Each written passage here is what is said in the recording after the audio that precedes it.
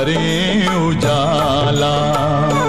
हो कलयुग बीत रहा है, अब है सतयुग आने वाला। आओ शिव का ध्यान धरें।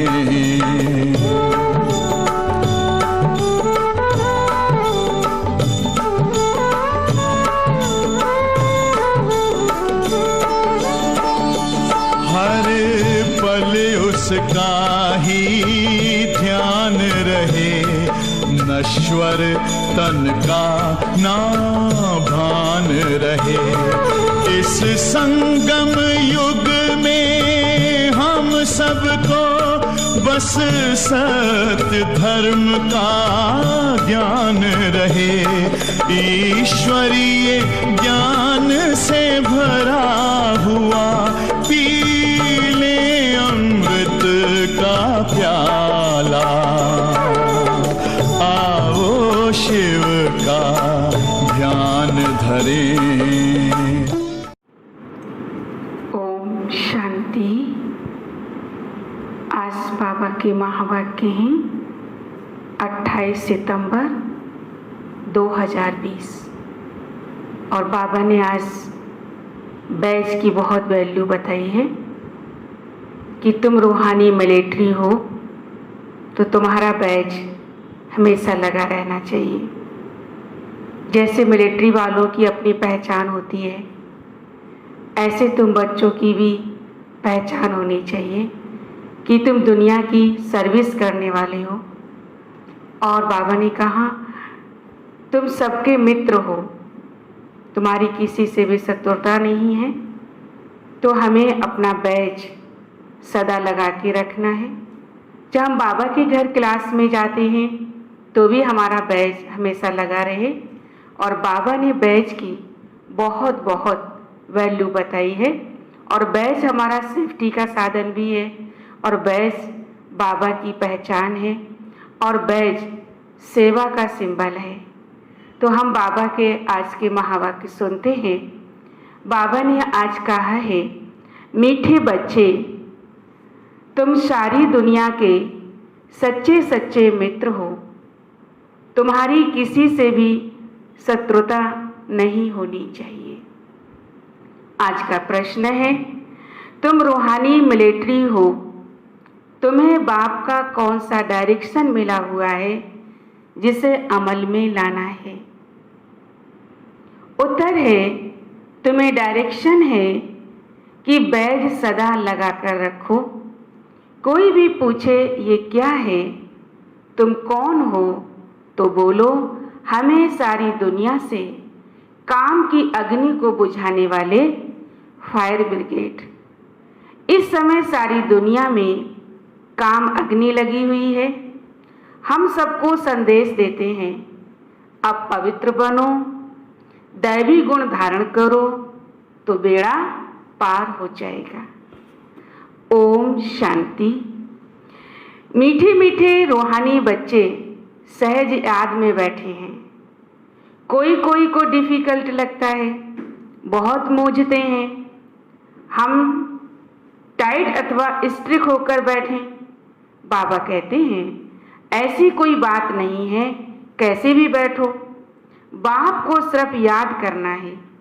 इसमें मुश्किलात की कोई बात नहीं है। वह हठयोगी ऐसे टाइट होकर बैठते हैं, टांग पे टांग चढ़ाकर बैठते हैं ना। यहाँ तो बाप कहते हैं आराम से बैठो, बाप को और 84 के चक्र को याद करो। यह है ही सहज याद। उठते बैठते बुद्धि में रहे। जैसे देखो ये छोटा बच्चा बाप के बाजू में बैठा है, इनको बुद्धि में माँ बाप की याद होगी। तो तुम भी बच्चे हो ना, बाप को याद करना तो बहुत सहज है। हम बाबा के बच्चे हैं, बाबा से ही वर्षा लेना है। शरीर निर्वाह अर्थ ग्रस्त व्यवहार में भल रहो, सिर्फ औरों की याद बुद्धि से निकाल दो। कोई हनुमान को, कोई किसको, साधु आदि को याद करते थे। ये याद छोड़ देनी है।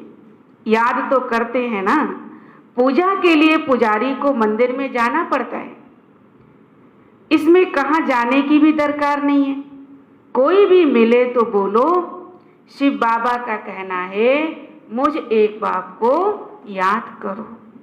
शिव बाबा तो है निराकार, तो जरूर वह साकार में ही आकर कहते हैं माम एकम याद करो। मैं पतित पावन हूँ, ये तो राइट अक्षर है ना।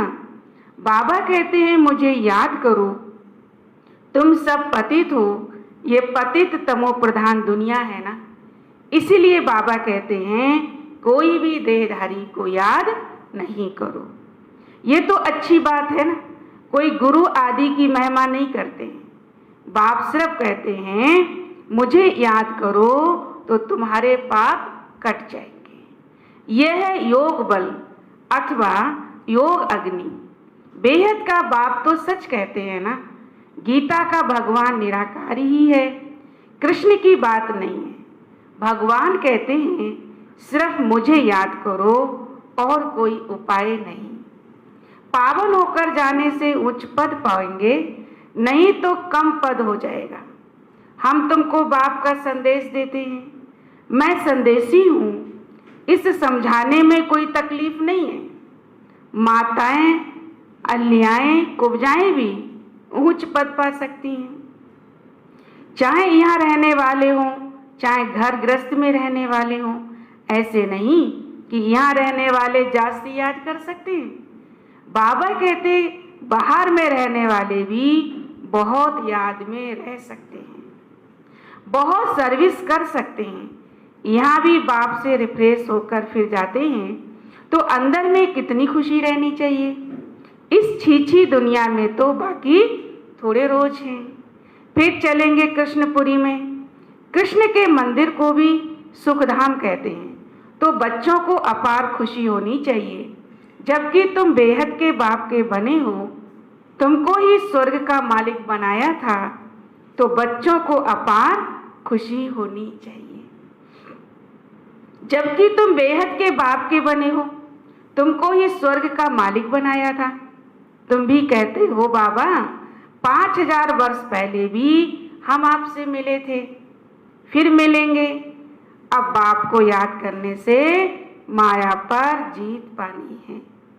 अब इस दुख धाम में तो रहना नहीं है, तुम पढ़ते ही हो सुख धाम में जाने के लिए।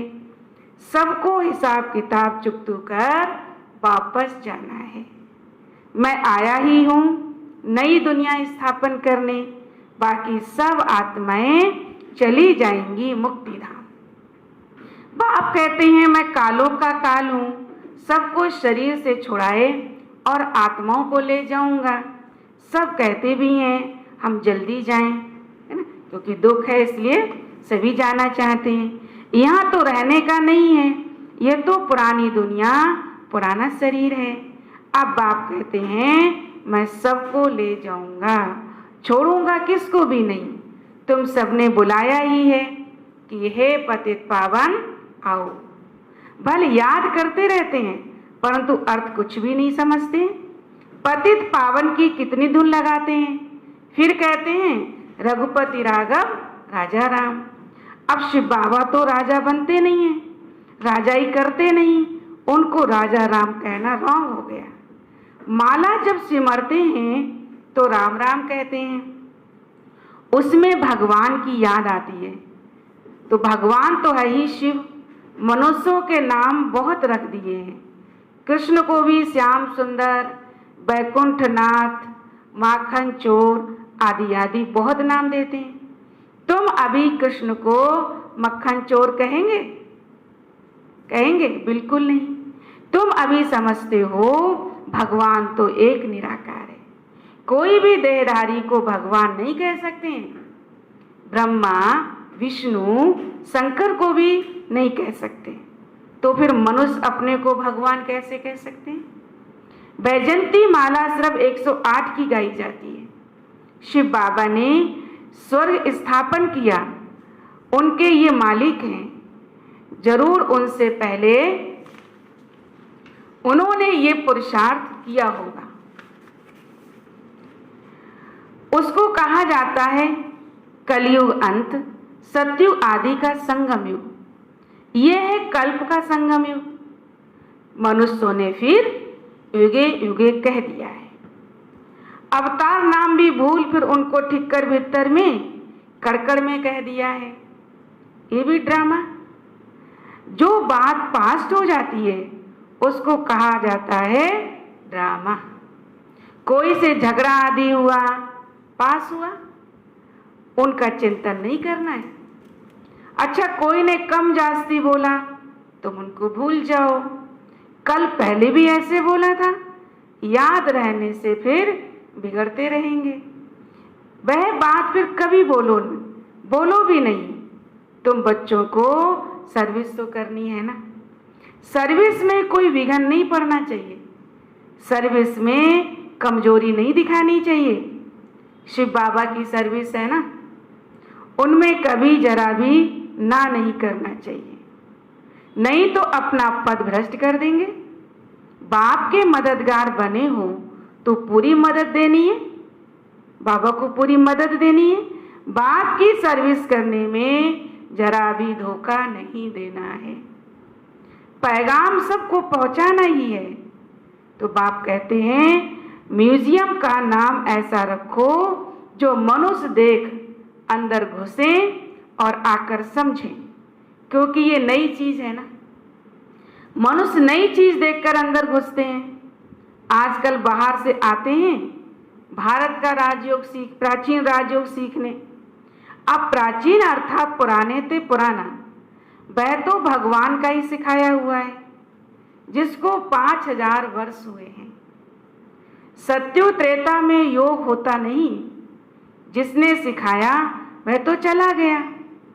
फिर जब 5000 वर्ष बाद आए तभी आकर के राजयोग सिखलाए।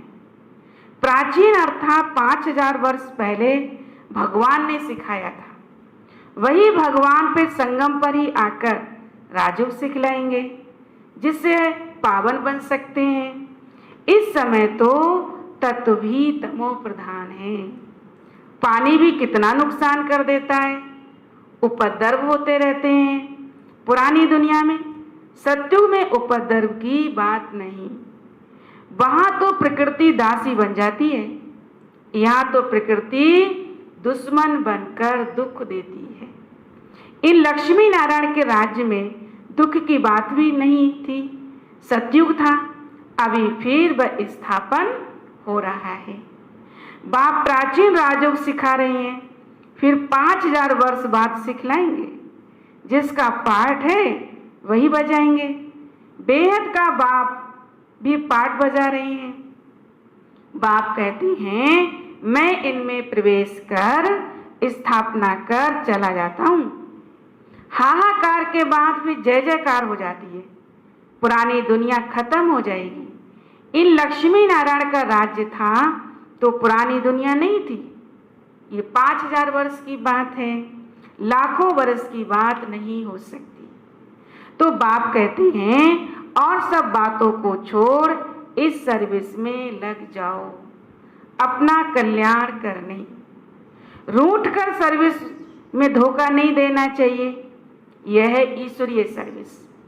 आगे तो कोई बात हो जाए तो भी सेवा में हमेशा मदद देनी चाहिए ना, धोखा नहीं देना चाहिए। माया के तूफान बहुत आएंगे, परंतु बाप की ईश्वरीय सर्विस में धोखा नहीं देना है।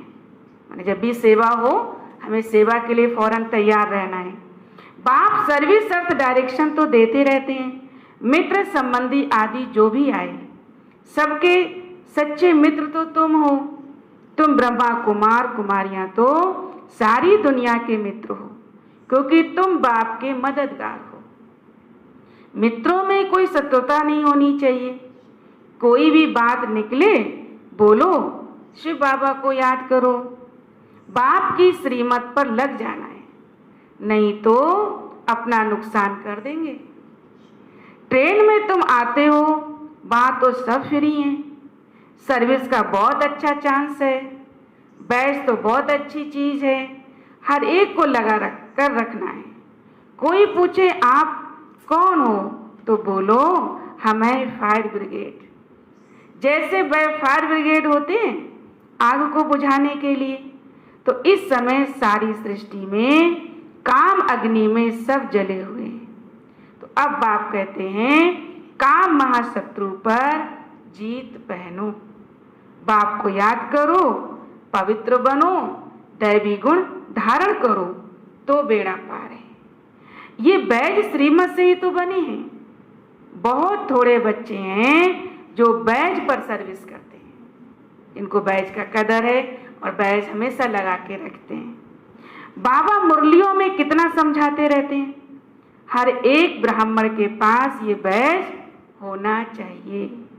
कोई भी मिले उनको इस पर समझाना है, ये है बाबा, उनको याद करना है। बैज पर समझाना, ये है बाबा, उनको याद करना है। हम साकार की महिमा नहीं करते, सर्व का सदगति दाता एक ही निराकार बाप है, उनको याद करना है। याद के बल से ही तुम्हारे पाप कट जाएंगे, फिर अंतमति सोगति हो जाएगी, दुख धाम से छूट जाएंगे, फिर तुम विष्णुपुरी में आ जाओगे। कितनी बड़ी खुशखबरी है। लिटरेचर भी तुम दे सकते हो, सेवा के लिए बाबा कहते बैच पे समझाओ, लिटरेचर दे सकते हो। बोलो तुम गरीब हो तो फ्री दे सकते हैं। साहूकारों को तो पैसा देना ही चाहिए, क्योंकि ये तो बहुत छपाने होते हैं। ये चीज ऐसी है जिससे तुम फकीर से विश्व का मालिक बन जाओगे, है ना। कौन सी चीज? बाबा कहते बैच। समझानी तो मिलती रहती है, कोई भी धर्म वाला हो तो बोलो वास्तव में तुम आत्मा हो, अपने को आत्मा समझ बाबा को याद करो। ये बात बाबा कहते हर धर्म वालों को समझाना है और समझा सकते हैं। अब विनाश सामने खड़ा है, ये दुनिया बदलने वाली है। शिव बाबा को याद करेंगे तो विष्णुपुरी में आ जाएंगे। तो बोलो ये आपको करोड़ों पद्मों की चीज देते हैं। बाबा ने कितना समझाया है, किस बात पर कितना समझाया है? बैज पर सर्विस करनी है, परंतु बैज लगाते नहीं हैं, लज्जा आती है। ब्राह्मणियां तो पार्टी लेकर आती हैं अथवा कहाँ ऑफिस आदि में अकेली जाती हैं, तो ये बैज जरूर लगा रहना चाहिए, है ना। इससे पहचान हो कि ये मुख्य बाबा कहते सेवाधारी हैं। जिसको तुम इन पर समझाओगे वे बहुत खुश होंगे। बोलो हम एक बाप को ही मानते हैं, वही सबको सुख शांति देने वाला है, उनको याद करो।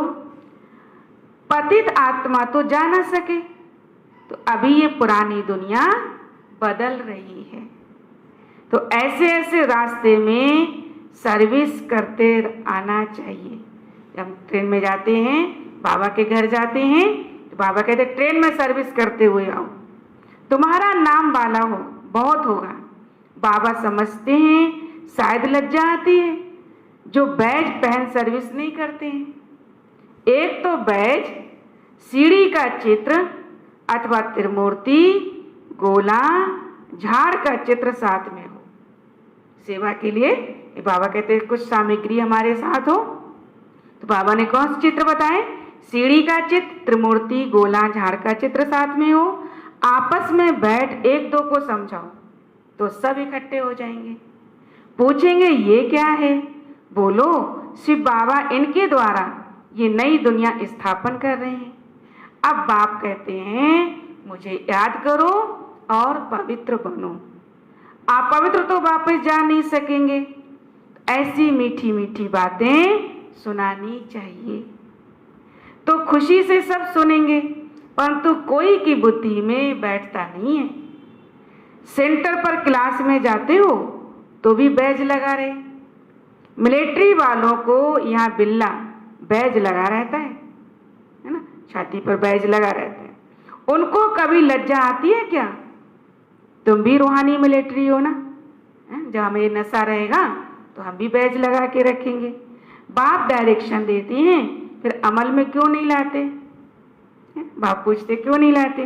बैज लगा रहे तो शिव बाबा की याद भी रहेगी कि हम शिव बाबा के बच्चे हैं। दिन प्रतिदिन सेंटर्स भी खुलते जाएंगे, कोई ना कोई निकल आएंगे। कहेंगे फलाने शहर में आपकी ब्रांच नहीं है, तो बोलो कोई प्रबंध करें मकान आदि का, निमंत्रण दें तो हम आकर सर्विस कर सकते हैं। शुरू में ऐसे सेंटर खुले, है ना, कहीं ज्ञान मिला, निमंत्रण मिला और वहाँ बाबा के सेंटर खुल गए। हिम्मते बच्चे मत दे बाप, बाप तो बच्चों को ही कहेंगे सेंटर खोलो, सर्विस करो। ये सब शिव बाबा की दुकान है ना, बच्चों द्वारा चला रहे हैं। अच्छा, मीठे मीठे सिखी लदे बच्चों प्रति माता पिता बाप दादा का याद प्यार और गुड मॉर्निंग। रूहानी बाप की रूहानी बच्चों को नमस्ते। हम रूहानी बच्चों की रूहानी बाप दादा को नमस्ते नमस्ते। धारणा के लिए मुख्य सार है, फर्स्ट पॉइंट, कभी आपस में रूठकर सर्विस में धोखा नहीं देना है, विघ्न रूप नहीं बनना है, अपनी कमजोरी नहीं दिखानी है, बाप का पूरा पूरा मददगार बनना है। सेकंड पॉइंट है, कभी कोई से झगड़ा आदि हुआ, पास हुआ, उसका चिंतन नहीं करना है। कोई ने कम जास्ती बोला, तुम उनको भूल जाओ, कल पहले भी ऐसे बोला था, वह बात फिर कभी बोलो ही नहीं, रिपीट नहीं करनी है। वरदान है, बीती हुई बातों को रहम दिल बन समाने वाले शुभ चिंतक भव। बीती हुई बातों को रहम दिल बन समाने वाले शुभ चिंतक भव। स्पष्टीकरण है, यदि किसी की बीती हुई कमजोरी की बातें कोई सुनाए तो शुभ भावना से किनारा कर लो। व्यर्थ चिंतन या कमजोरी की बातें आपस में नहीं चलनी चाहिए। बीती हुई बातों को रहम दिल बनकर संभालो, समाकर शुभ भावना से उस आत्मा के प्रति मनसा सेवा करते रहो। भले संस्कारों के बस कोई उल्टा कहता, करता या सुनता है तो उसे परिवर्तन करो। 1 से 2 तक, 2 से 3 तक ऐसे व्यर्थ बातों की माला ना हो जाए, ऐसा अटेंशन रखना अर्थात शुभ चिंतक बनना है।